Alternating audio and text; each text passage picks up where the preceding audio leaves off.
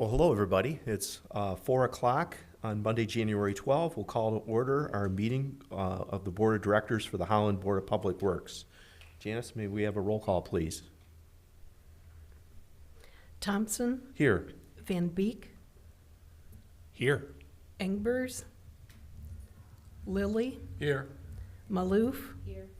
Corbin, Lynn, Couch, We are in quorum, for the record.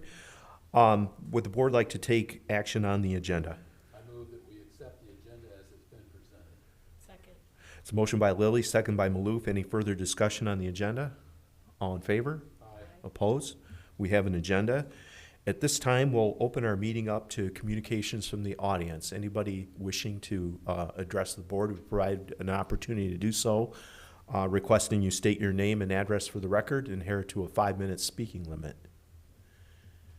Any communications from the audience today?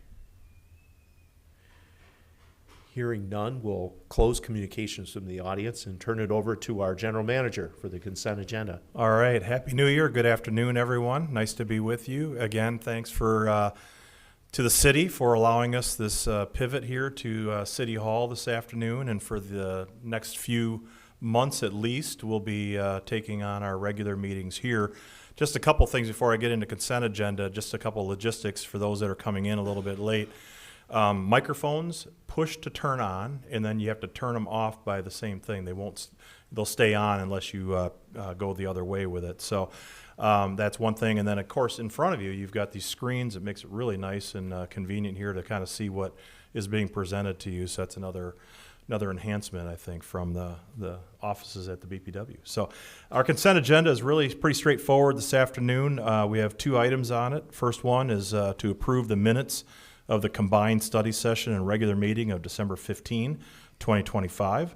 And then the second item is to accept grants of utility easements for the following properties. We have the Myrtle Court Condominium Association and then 1222 West 32nd Street, and those are easements to facilitate the build out of Holland City Fiber.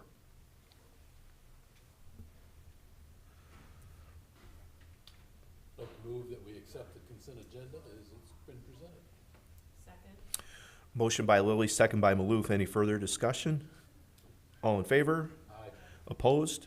The consent items are approved. Major project update? All right, got 2 items for closeout this afternoon. First one is a closeout memo for our ABC sewer lining, Part 2.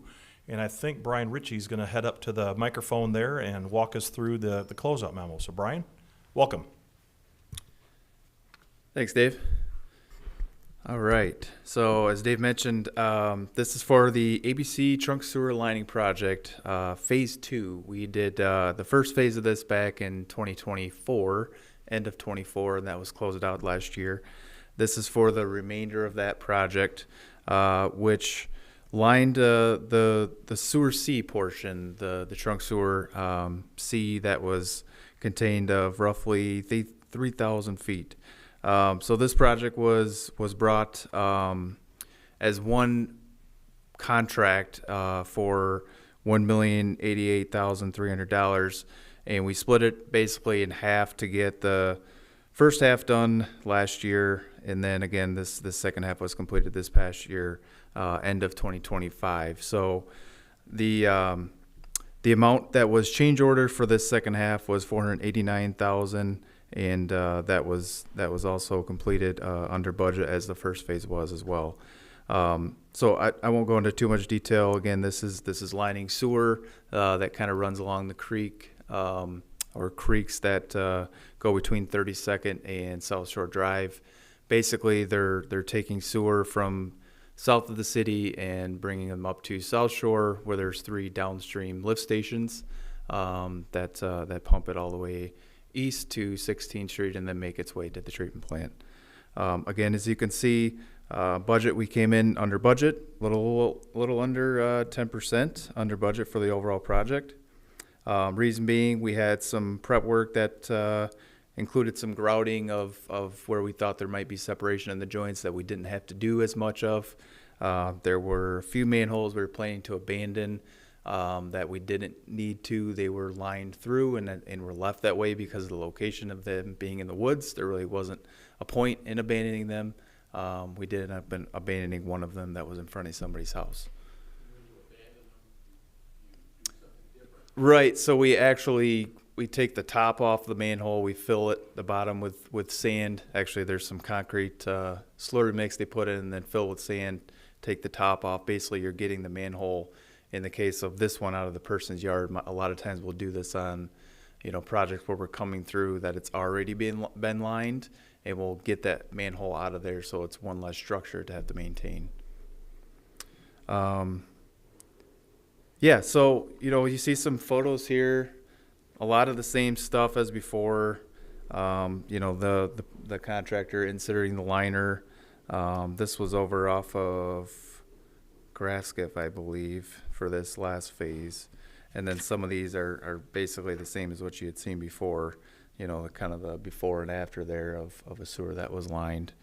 And then one of the interesting things I found too, from the first phase, we did sewers A and B, and those downstream lift stations are Goldenrod and Myrtle.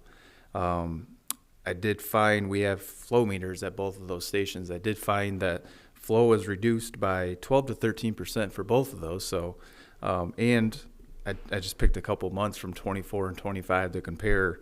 There was actually more rainfall in 25, and it's still reduced by 12 to 13%. So I thought that was interesting. Any questions? What's the longevity when you reline them? Yeah, so hard to say at this point, but we have sewers that have been lined probably as much as 15 to 20 years ago, and they're still holding up well. I mean, they say 50 to 70 years. Again, too soon to tell that, but it's really extending the life. There's really no need to replace sewer unless you're upsizing it, is kind of the industry standard. If you don't have severe enough deterioration within the sewer and you're able to line it, it's obviously a much less invasive approach. Yeah, Brian, I think it's been said before that even if structure crumbles around the liner has enough integrity, enough structural integrity to still hold its shape, right? Correct. Yes, yeah. It's the pipe that's there is the hose pipe, right, and then it's essentially creating its own pipe inside of that. So obviously you're reducing the diameter by a little bit, but it still has good structural integrity to it as well. Most of these are 6 to 8 feet in depth, or are they deep? These ones are a little deeper, closer to like 15, 20 feet. So yeah, it's a pretty deep sewer. Great. Thanks, Brian. Yeah, thank you. And then the second memo being presented is by Steve Brynsma, and it has to do with our work on the SCADA and outage management systems, which has been a project that worked on quite a while, and very happy to have reached completion this afternoon, or for your review this afternoon. Go ahead, Steve. Thanks, Dave. Good afternoon. This project has been a long time in coming. I can remember thinking about it in the late 2018, 2019 timeframe. Then we had a little interruption with some restrictions on attendance and everything else, this thing called COVID. But we got this project kicked off. It did, we have found that we had a few detours in the road that we couldn't get there quite as fast as what we had hoped. But in the end, we do have a good system. It's up and running fully. So let me explain SCADA. So SCADA is our system control and data acquisition from our substations back to our office, as well as another offsite location that we have, so we have redundancy built in. The OMS piece, the outage management piece, is another piece that connects in with SCADA, but that also connects in with all of our metering systems, as well as a multitude of other integrations that we have. But that keeps track of our outages so that we can report our outage numbers of how many outages we have, but also so that the team can address the outages when they come in a timely fashion to remedy the outage cause or whatever it takes. This project did come in a little under budget. even though back in the early 2020s we had significantly less money budgeted. But the original SCADA system, just for history, it was started to be installed in 1998 and was completed just before the year 2000, so Y2K. So that was a little bit of an interesting time when Y2K, we didn't know what was going to happen on that New Year's Eve of 1999, but we made it through that. So that system was definitely at the end of its life. It's gone through a number of revamps throughout that time, but the system that we had before, that was the company had started to just not be able to support that as well as what they did way early on in the 2000s. Any questions? It's not very glamorous like the sewer lining system, but it does. I do have some pictures attached. It's a high bar there you just set. It's really, yeah. Yeah. Right. Yeah, there are some alarms to it when things go wrong, but yeah, it does, like shown on the screen there is the outage map that the customers see. There's a couple other, and this is a outage when the customer can zoom into it, they can see how many customers are affected, things like that. And here's a dashboard for internal staff that they can look at, you know, how many outages are there. This does quite a bit better job than our previous system did. So our expectation already with larger outages, where you have multiple outages happening at the same time, you get a little better picture from a screenshot of what that looks like. So if we were to get into the May 15 storm, I hope we don't do that soon, but with that May 15 storm that we had last year, this would give us a lot better temperature reading of what we've got going on and where for our internal staff. And here's just a SCADA shot that of our main 138 loop that just shows the status of the system, and then our system operators can control breakers directly from here. So, Does our staff train on the job with this, or is there also training programs they can go to? there was training to get this system up and running. Rather than having, we could have farmed out or hired out the whole system to be installed turnkey, but what we elected to do is have our system operators actually build the system. So the company that Surveillant, they call it Teach to Fish, so they just took the first 10% and built that, and then taught our system operators how to build the rest. So our system operators are very familiar with all the little pieces of the whole system all the way through. So right now they're really trained well. So when we do have additions or when we build a new subdivision, they can very simply add that in with it. Any questions? Thanks, Steve. Thank you, Steve. That's all I have. Thank you. Yeah. All right, also I'll just mention a couple other projects of note this afternoon as well. Maybe just a quick update here, not to go too deep into this. And again, reminder, this is available to you on the board SharePoint page at any time. You could take a look at these and look a little bit deeper into any of these projects. But Holland City Fiber, you can see we're up over 3,300 customers now as of January 1. And growing. There are a couple of the fiber hoods that are next to go into substantial completion so they can be turned over for fulfillment are in the Heights area. So fiber hoods 10 and 11, I know there's a lot of interest and demand in that area, and so we're working to get those to substantial completion so that we can start fulfillment services in those areas. The other ones I would mention, really, we've got some projects that are really available for closeout memos here coming up very shortly. 17th Street Lift Station is substantially complete, as is the Grasscott Water Main Pipe Bursting Project, Bricado Lift Station, and then Southwest Heights Phase 2, which is the neighborhood over by 28th and Wildwood area. That one also is getting to be in substantial completion so that you'll have closeout memos coming on those, as well as further down the list. There's also the water reclamation facilities, electrical upgrades now are energized, and just doing some testing of things there to get that complete. Couple other items that aren't in substantial completion yet, but maybe just to note real quick. First of all, unit number 7, major overhaul, major inspection. Just a reminder that this unit number 7, was built and commissioned back in 1992. And it's a peaker, so it doesn't start that often, it doesn't run that often, but still, when you reach milestones of maintenance, there's things like a combustion inspection, and then there's a hot gas path inspection, and finally you get to a major overhaul.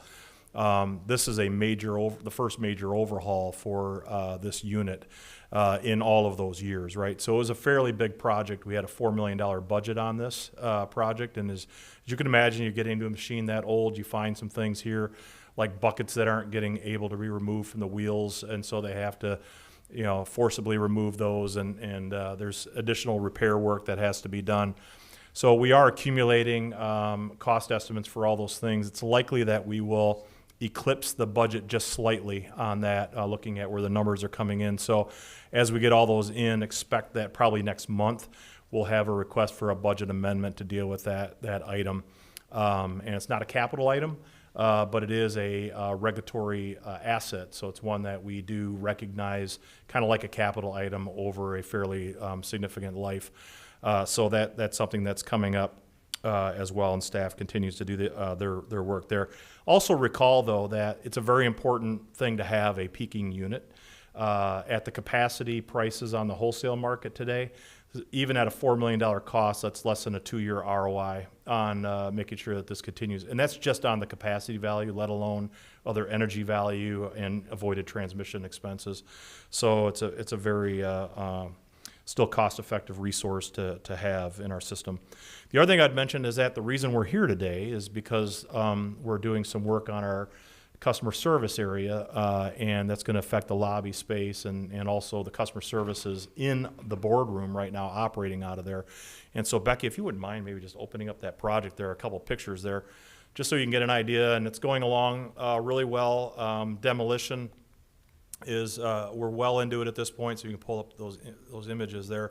You can see that, and actually this is even further along than what this picture is, those partitions that were separating the particular spaces for the customer service reps, those have now been pretty much removed. Now it's pretty much a blank slate in there, and I think there's another picture as well, just kind of showing the area over by, that's going to be opened up into the area where the broadband group is going to be able to be as well. So again, work's happening in there, and the hope is by mid to late March, we're able to get back in. But again, we've sort of made appropriations for this room through June if needed, but we'll see how it goes, and hopefully if things go smoothly, we'll be back in there. So unless there's other questions anybody has on projects, those are the things I wanted to note this afternoon.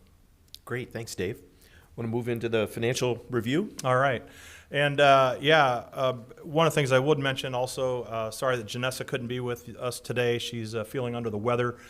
Caught one of those bugs that are going around, and there's a lot of it, as Keith can probably attest to as well. So I'm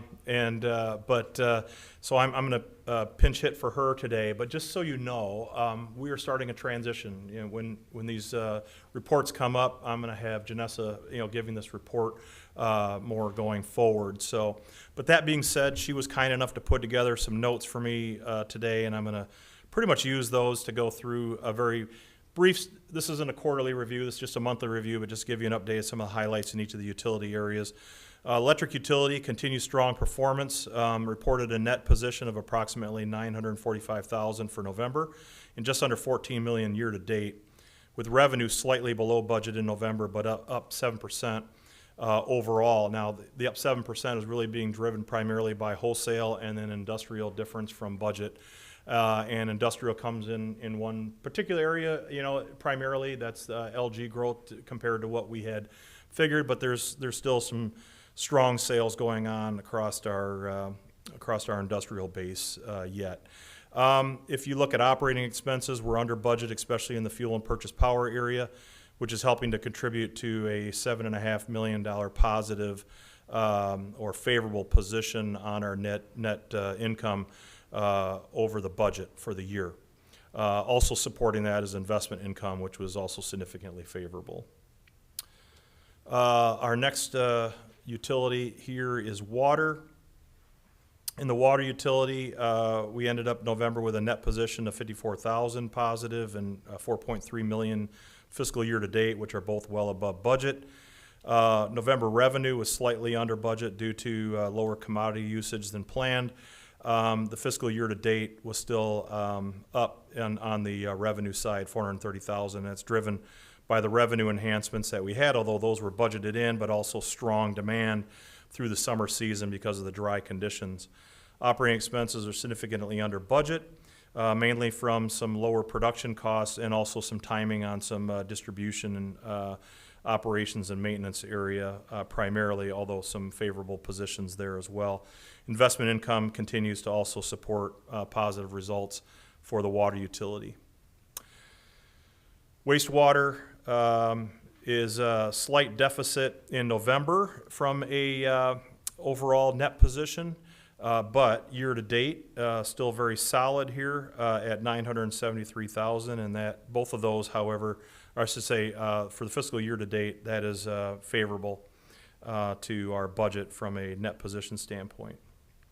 The revenue in November is the primary reason for the month being, I would say, deficient, and that is the wholesale line calls for the true-up after we do our audit.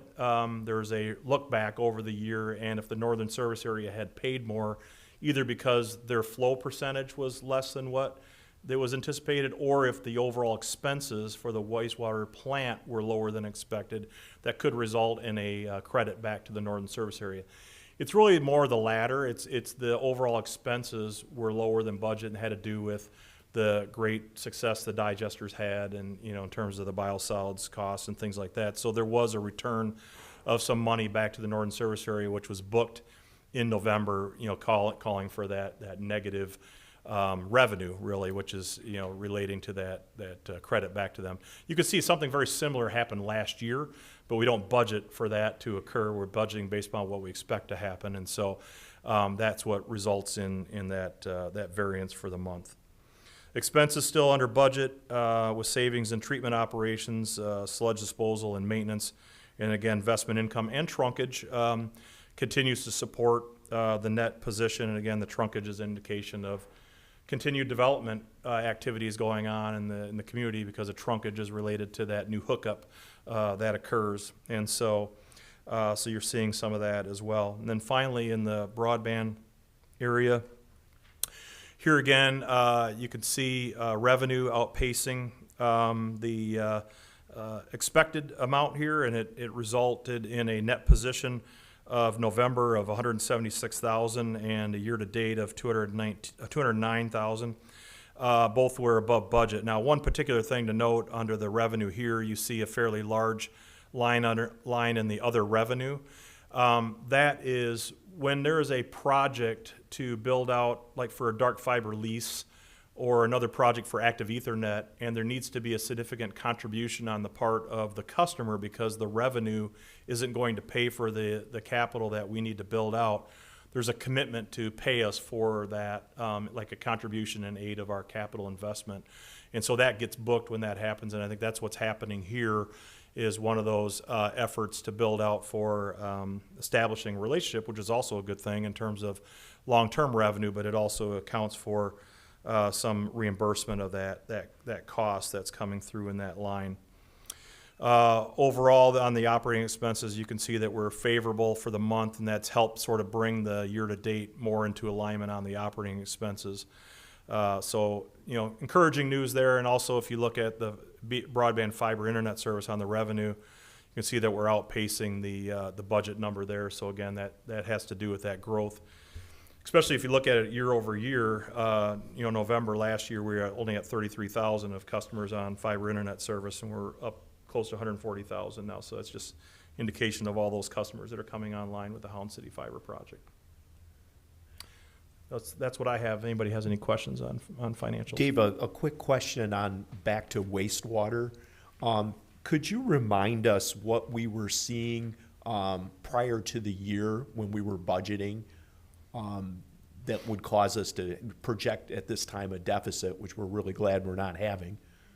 Well, no, I think, again, wastewater is an interesting interesting utility because of the fact that we carry such a significant amount of depreciation expense for the entire plant, but some of that depreciation expense that's being carried was funded with revenues from the Northern Service Area years ago. So we have this life of this asset still sort of playing out. So when we look at, the targeted net income for that utility, one of the main things we're really focused on is, are we creating enough cash flow in order to meet some of our future obligations? And then reminder that the water reclamation facility also has an equipment replacement fund that is maintained to fund future capital investments, that the need to generate significant amount of net income in that utility isn't as great as some of the other ones. So it's a little bit of an anomaly, like compared to electric, in terms of how we look at that. The other thing that I would note here too is that this big recognition that we just had of $11.5 million of the funds from the Inflation Reduction Act availability of elective pay for the digester, that's going to be recognized now over the life of the digester, as opposed to being recognized as a big income stream. So we're not even seeing that show up as something that's going to help the bottom line, but it is a big cash, into the big cash insertion into the equipment replacement fund. So again, it's a little bit hard to see it in terms of the net income. You got to look a little bit deeper into the utility there to kind of see what's happening from the cash perspective there, PJ. Great, thank you. Yeah. Any other questions on the financial review? Great, thank you. Moving into regular agenda items. Yeah, the first regular agenda item, again, we were just talking about 48th Street here with the major overhaul with unit number 7. This is a different project here, again, but goes back to sort of the fact that we put in units number 7 and 8 back in 1992. So this is a long-lived asset here that's coming up on kind of the end of life. And Max Sunter is our electric production engineer at Holland Energy Park, and also supports our 48th Street site as well, has put together a report to talk about a turnkey project to replace the switchgear. And switchgear is basically what is a big, like your distribution panel in your house, but a lot bigger and serving a lot larger equipment. So Max, I'll turn it over to you for more explanation of this item. Yeah, so this is our switchgear in our demineralized water building. We call it the Demon building. We run a good amount of our equipment used for supplying water to the units, the peaking units 7 and 8. So this would be a replacement for that. It also does station power to that building. So powers essentially like our break room in there, lights, anything that we do in there. This would just be to replace that. That unit, that switchgear unit is coming up over 30 years as far as service, and usually that's about what you can expect lifespan out of this. So we're looking at getting the budget to replace that and as like risk mitigation. So we originally budgeted this for $230,000. We went to quotes from a couple local electrical contractors, including Polarity, Newkirk, and fourth one, which not get on there. Parkway. You can see, Yes, sorry about that. you could look at the screen if you want to. If Yeah, you can see Parkway. it. Might be able Yep. to see it there, Max. So Polarity came in with the lowest bid at $275,000. We've done a lot of work with Polarity in the past. They've always done solid, reliable work for us. So they bid for a essentially like-in-kind replacement of a Square D switchgear that they would come in, do turnkey service to remove and demo our old switchgear and replace it with the new one. And they came in at $275,000. So we're looking to increase the budget from the $230,000 to $300,000 to cover that $275,000 contract, as well as a $25,000 contingency. Yeah. Any questions on that? You talk about failure. Catastrophic failure in these would result in what kind of issue? So in the building, this does provide power distribution to our water injection pumps. So we would lose water injection and cooling into the units 7 and 8, so we wouldn't be able to run them. Yeah, I would say it also would probably, have significant damage to the building itself. And that would, it's because it's occupying pretty much the western wall of the distribution or the water treatment building. So that could also be a risk, Paul. Yeah, and you indicated that part of the decay of these switchgear could have been caused because of the fact that it was in this facility. Has that been mitigated at all, or is? Yeah, so we did have, before I was here, we were storing some chemicals that cause some corrosion to, there's a couple corrosion spots, you'll see on metal equipment like that. But those chemicals have been removed, so we wouldn't expect that to be an issue going forward. Any other questions for Max? Would the board like to take action on the recommendation? I move that we take action to approve the contract with Polarity Electric in the amount of $300,000, including a $25,000 contingency to be complete in this switchgear replacement. We maybe just amend the budget to that as well, Paul. Thanks. Okay, sorry. Yep. And to increase the budget to that $300,000 level from its existing allocation. Thanks, Paul. It's a motion by Lilly, supported by Engbergs. All in favor? Aye. Opposed? That motion carries. Thanks, Max. Thank you. All right, next item 7B is a request for approval of a listing agreement with Coldwell Banker Woodland Schmidt. Just a little bit of background here again, as the board will remember, back in latter part of last calendar year, we received indication from the Verhaeg Motors Company that they had received a bona fide offer to buy the property at 343 East 8th Street.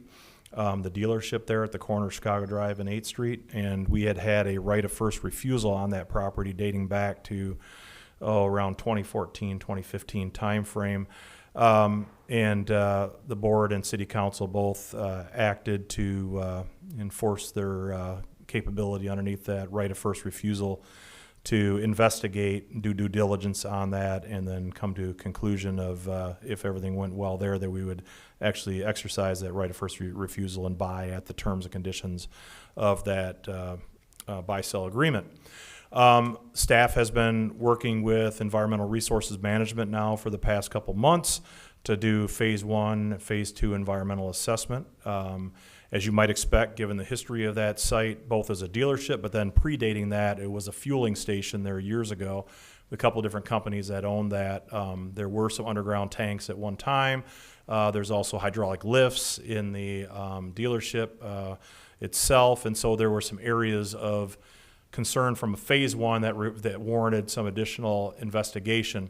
And we did some additional investigation. We're wrapping up the completion of the phase 2, but we've gone through that prior to the expiration of the due diligence period and found nothing in there that would cause a concern or an immediate need for any sort of remediation at this time. Doesn't mean that we won't have a due care plan, and that if we do go through some soils in that area in the future, that we'll have to take proper care to dispose of those.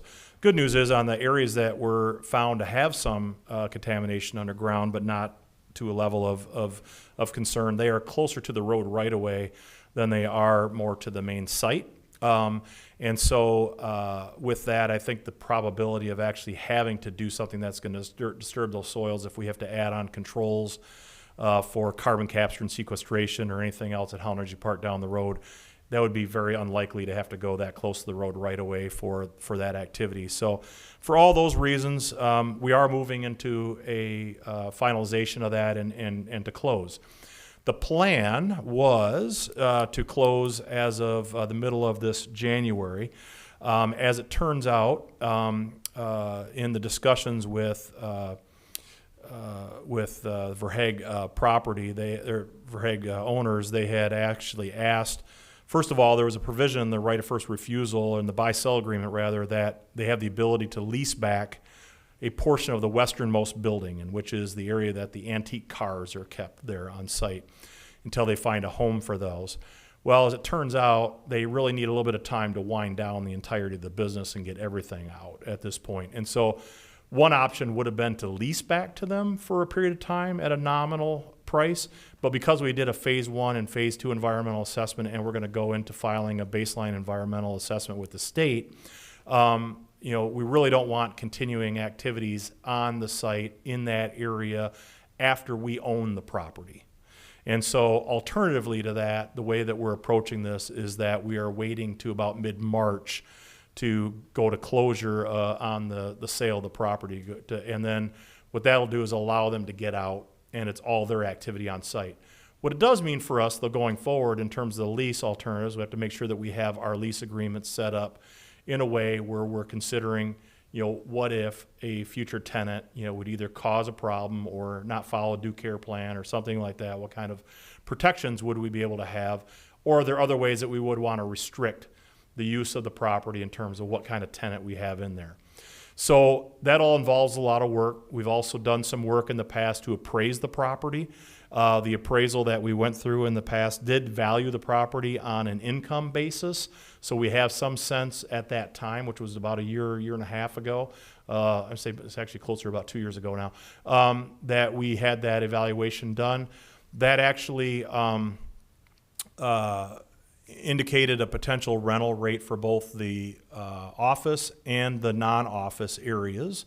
And so we have a little bit of a sense of what that would be. But again, your lease rate is going to be dependent upon what kind of restrictions you're putting on the use of that property, what the term of the lease is going to be. And again, while we might be able to do something up to 5 years, given the regulations that are out there, the legislation for clean energy requirements, if we have to get into doing something with carbon capture and sequestration. So it's not like we could probably do a 10, 15, 20-year lease, without the potential of having to break that lease. So a lot of that goes into, the evaluation of what that lease rate would be. Coldwell Banker has helped us on a number of real estate transactions in the past. They've done a really nice job for us. So we're recommending, again, engaging with Bernie Merkel from Coldwell Banker Woodland Schmidt. There's a listing agreement attached here, but also if you'll note the recommendation, there's a lot of flexibility being built into here because of the fact that we have to determine how we're going to set up these lease arrangements with their proper protections. We're going to have to figure out what is the use that we're going to allow in that site. So the way this is being worded, and this is in consultation with the city attorney's office, is really to give the general manager flexibility to determine and adjust listing terms, including price, and duration as necessary based upon market conditions, potential uses, and any subdivisions of the property as well. We may be able to actually break up the structure to get multiple tenants in there, or it might make sense, to lease to one, right? And so again, any lease that does come back does have to come for, board and city council approval. So you would see something before we would actually enter into that lease, but this allows me flexibility then in terms of responding to the conditions that kind of are on the ground as we move through this process. And so that's what's being presented to you tonight for your consideration. And again, we would probably start this process in February. I think the listing agreement contemplates sometime in February that this gets going.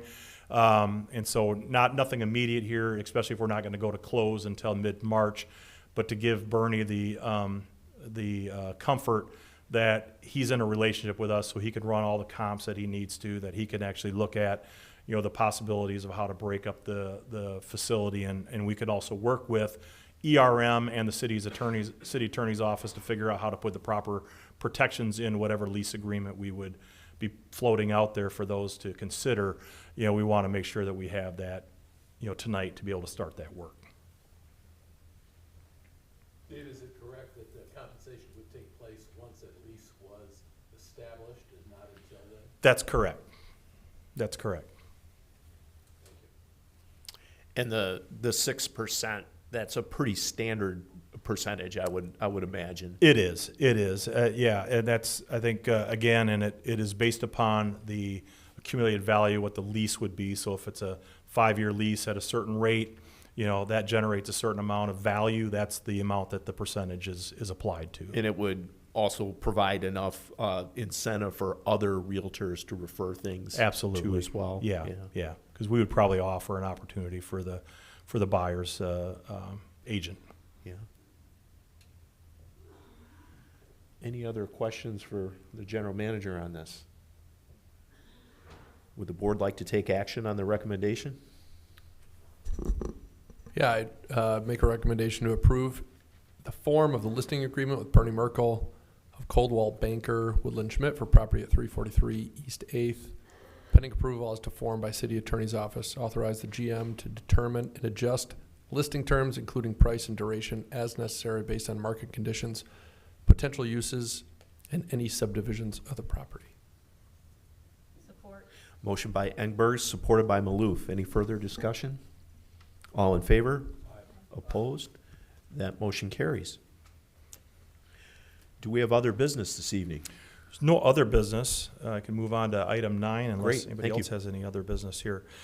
So one thing I do want to point out tonight, again, also, I know she probably will not want to be in the spotlight here, but I want to give credit to Julie DeCook and the communications team. We have our 2025 annual report out on our banner of our website, and really some nice work here. Again, you could see if you scroll through our banner, it's the second thing that comes up, and it talks about celebrating innovation. And as the board knows, the BPW was recognized by the West Coast Chamber this year as the Innovation Award winner, and some of the work that we do, I think, is one of the areas that we do try to emphasize. Being innovative in our approach to our community, and so we have a lot of stories that are in this report here. If you scroll down, Becky, you can see. Or is this so this is the actual first, this is the first story that you get into, but you can see every story that's underneath here. You can read the particular story that's in there, and you can otherwise just scroll through that way. But there's some really good information in here about things that were accomplished over this last year, some really good imagery as well. And so encourage all of you to take a look at it, but also share it with those that colleagues and other people you run into in the community, to let them know what the BPW has been doing for them over the last year. Other than that, our next meeting is coming up in 2 weeks.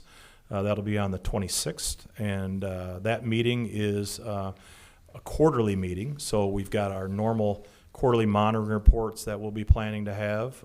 We're also getting through a couple of things, policies.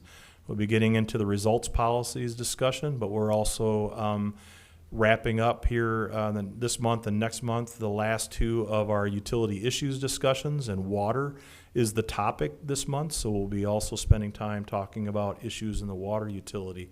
So it's a pretty big agenda. The other thing I would mention about that is, just like we pivoted here for the regular meetings, and that's where these regular meetings will be located, these study sessions are going to be located at 49 West 3rd Street. That's the building that we are sharing with Magna. It's next to our water reclamation facility, so if anybody from the public wanted to come in, it's an open meeting. It's odor controlled and everything else. So I thought there was something related to water reclamation that was coming through. Yeah. I got to the BBW very nice and early, was on a phone call, plenty of time, walked in with 2 minutes to go, wrong spot. Yeah. Who would do something like that? I don't know who would do that. I don't think you're the only one, Kyle. I'm not gonna point at anyone. So, but no. So at 49 West, we look forward to having you there. And again, you can see if you haven't seen the offices over there, you can spend a little bit of time over there as well. And then back here again for our regular meeting in February. That's it. That's all I have. Any? Just a question. The potential of holding those study sessions like at the Energy Center, is there some reason that we don't do that, like public is harder to access to those facilities? No, I think it's the same. I think it has to do with it's a really nice room there that we hold our water reclamation facility administrative committee meetings there, because it's a fairly large table that we can all get around. This training room. I mean, I don't think we're not opposed to that, and certainly. I was just curious. curious. The other thing I would say, Paul, is that there's nothing prohibiting, if we want to pivot any meeting, that would be in the future, especially the study sessions, because we don't film them like we do the regular meetings. A little bit harder from a logistics standpoint on the ones that we film, but other ones we could pivot otherwise. I was But just curious if yeah. there was some other. no other reason other than good setup. That's all I would say. Any other communications from the board? Could we have a motion to adjourn? Motion to adjourn. Second. All in favor? Aye. We are adjourned. Thank you.